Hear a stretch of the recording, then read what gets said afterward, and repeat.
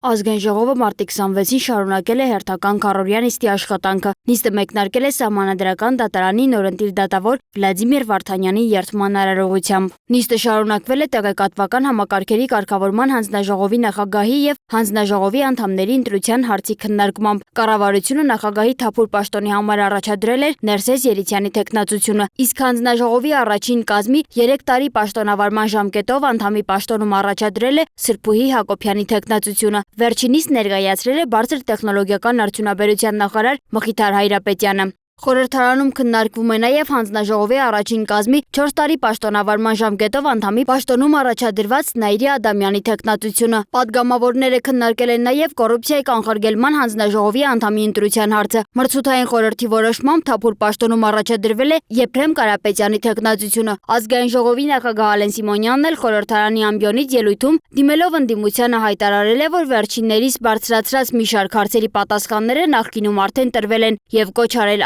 ավելի ուշադիր հետևել իշխանության ներկայացուցիչների ելույթներին։ Սիմոնյանն իր խոսքում անդրադարձել է նաև Լեռնային Ղարաբաղի շուրջ բանակցային գործընթացին, 44-օրյա պատերազմին եւ հետպատերազմյան զարգացումներին, ներկայացնելով իշխանության քաղաքական գնահատականները նախկին իշխանությունների վարած քաղաքականության, պատերազմի նախադրյալների եւ տարածաշրջանային գործընթացների վերաբերյալ։ Սերժ Սարգսյանի եւ Ռոբերտ Քոչարյանի իշխանության օրոք Ղարաբաղի հարցը հասցրվել էր այն իրավիճակին, որ այլ ընտրանք չէր թողնվել հակառակորդին, քան ուժով լուծել, որտեղ բանակցային գործընթացը գտնվում էր փակուղու մեջ, ինչպես տեղ ասում էր Սերժ Սարգսյանը, բանակը գտնվում էր վատ վիճակում Ռոբերտ Քոչարյանի եւ Սերժ Սարգսյանի իշխանավորման տարիների ընթացքում Լեռնային Ղարաբաղը դուրս էր թողվել բանակցային գործընթացից, ինչպես նաեւ պնդում է Աննա Գրիգորյանը իր հարցազրույցի մեջ Ռոբերտ Քոչարյանի կողմից, եւ այդ process-ը բերել էր հասցրել էր նրան, որ պետք է պատերազմ լիներ։ Եվ այդ պատերազմը անխուսափելի էր։ Եկավ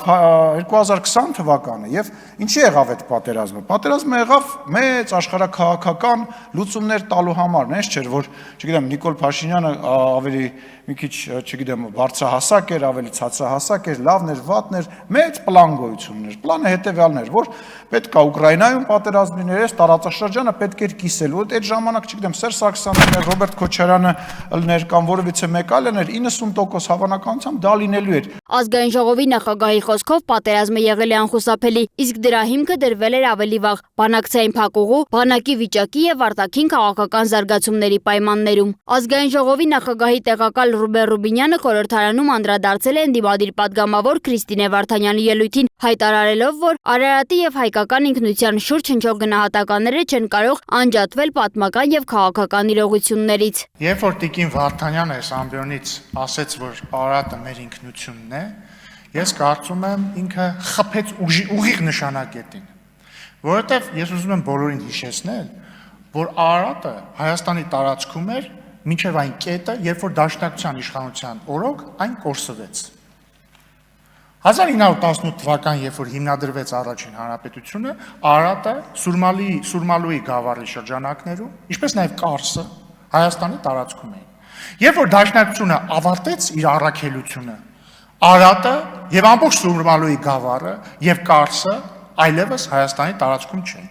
Հետո եկան Դաշնակցության երաշխավորներ բոլշևիկները, երաշխավորներ եւ այսօրվա կոալիցիոն գործընկերներ Գյումրիում։ Եվ մի հատ էլ պեչատը դրեցին Կարսի եւ Մոսկվայի պայմանագրով։ Ազգային ժողովի փոխնախագահը նույն համատեքստում անդրադարձել է նաև Լեռնային Ղարաբաղի թեմային, պնդելով, որ ընդդիմադիր ուժերը նախկինում մերժել են բանակցային մոտեցումները, սակայն հետագայում չեն կարողացել ապահովել այնտեղ հայ բնակչության մնալը։ Երբ որ իրանք եկան մի տարածք, որտեղ ապրում էին հայերը, եւ որի վերաբերյալ մենք ասում ենք ամենակարևորն այն է, որ այդ մարդիկ կարողանան այնտեղ ապրել։ Դրա համար պետք է իջացնել նշաձող, դրա համար պետք է իրանք ուղիղ բանակցեն Ադրբեջանի հետ։ Դուք եւ Ղարաբաղից այդ պրոտեժեները, մեզ ասում եք դավաճաններ, սրիկաներ, այս ինչ այն ինչա, վերցրեցիք իշխանությունը 19 օր հետո այդ իրական Ղարաբաղը դարձրեցիք ինքնություն։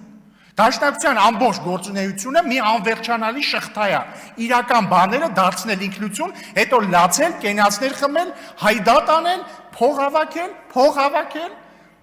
ինքնությունը վերածել փողի։ Նիստի ավարտին տեղի ունեցավ քվեարկության արդյունքների հրապարակումը, որի համաձայն 62 կողմ ձայնով տեղեկատվական համակարգերի կարգավորման հանձնաժողովի նախագահ ընտրվեց Ներսես Երիցյանը։ Սոնա Գիշյան, Free News, Ազատ լուրեր։